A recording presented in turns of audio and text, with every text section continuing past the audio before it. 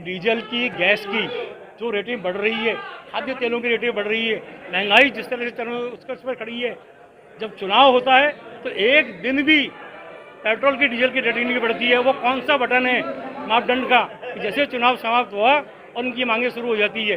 मैं इसलिए निवेदन करना चाहता हूँ कि ये लोग जो जितने पूरे बैठे हुए हैं, अडानी और अंबानी की नीतियों को, सिद्धांतों को देश में लागू किया जा रहा है। मोदी सरकार अगर ये इस देश के अंदर महंगाई को कम नहीं कर पाएगी तो आने वाले समय में जो पाकिस्तान की स्थिति आज हो रही है, जो आज नेपाल की स्थिति हो रही है, जो श्रीलंका की स्थिति हो रही है, वो भारत की स्थिति हो जाएगी।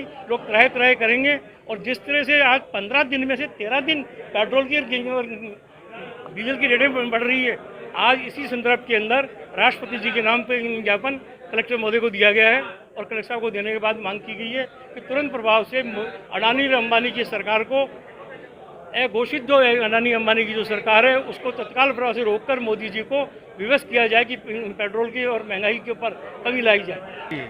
और प्रदेश कांग्रेस कमेटी के आह्वान पर महंगाई के विरोध में प्रदर्शन किया। हमारी मांग ये है कि सरकार महंगाई को लेकर कतई गंभीर नहीं है और सरकार का मिलीभगत है इन सेठ लोगों से कि जिसमें होल्डिंग भी होती है, महंगाई दाम भी बढ़ते हैं। आपने आज अखबार में पढ़ा होगा कि रिलायंस की 13,000 करोड़ रुपए की इनकम बढ़ गई केवल पेट्रोल से। तो ये सरकार गोया रिलायंस के लिए, अडानी के लिए है या जनता के लिए? एक बात तो मोदी जी से प्रश्न है। दूसरा प्रश्न मेरा मोदी जी से हट करके है कि श्रीलंका में अभी तख्ता पलट हुआ, आप लोगों ने देखा होगा टीवी पे। उसमें अंडरलाइन आइडिया जो था कि महंगाई था, कि महंगाई ने इतनी बुरी तरह मार दिया हमारी जनता को कि जनता सड़कों पर आ गई। क्या मोदी जी इंतजार कर रहे हैं कि देश की जनता सड़कों पर आवे? भूख का दर्द चाहे लंका में हो, चाहे भारत में हो, चाहे जापान में हो, चाहे ईरान में हो, दर्द एक जैसा है। और जिस दिन भूखा पेट और खाली हाथ सड़क पे आ गया, उस दिन इस देश के अंदर गिरफ्त छिड़ेगा और जो स्थिति लंका की हुई उससे पता स्थिति हमारी होगी।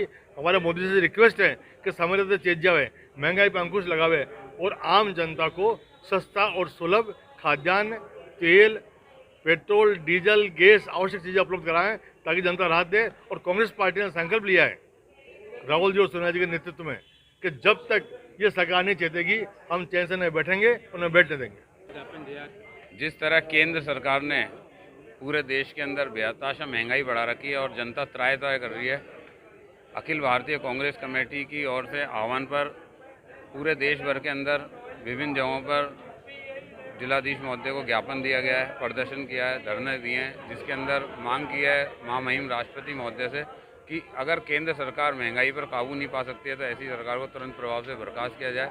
चाहे खाद्य सामग्री हो, चाहे पेट्रोलियम पदार्थ हो, आम तौर पर जो रोज़ काम में आने वाली चीज़ें, इतनी महंगाई हो चुकी है कि 2 वक्त की रोटी भी जो है आदमी की रसोई से छिन चुकी है। ऐसे में देश की जनता के साथ इन्होंने कुठाराघात किया है। जो इन्होंने वादे किए उसकी खिलाफत की है। जिस तरह लोगों को गुमराह किया, आज देश के अंदर राष्ट्रवाद के नाम पर, धर्म के नाम पर, जाति के नाम पर जो एक दूसरे में द्वेषता फैला रही है सरकार, वो सरकार को रहने का भी कोई अधिकार नहीं है। क्योंकि महंगाई या रोजगारी या दूसरे विकास के कामों पे तो उन्होंने पर्दा डालने के लिए इस तरह के जो माहौल को देश में खड़ा किया, ये एक बहुत दुखद बात है कि ऐसी सरकार केंद्र में जो देश को बंटवारा करने में लगी हुई है, देश को आपस में लड़ाने में लग रही है। राष्ट्रपति महोदय के नाम हमने जो है ज्ञापन सौंपा है जिलाधीश महोदय को और सरकार को बर्खास्त करने की मांग की है।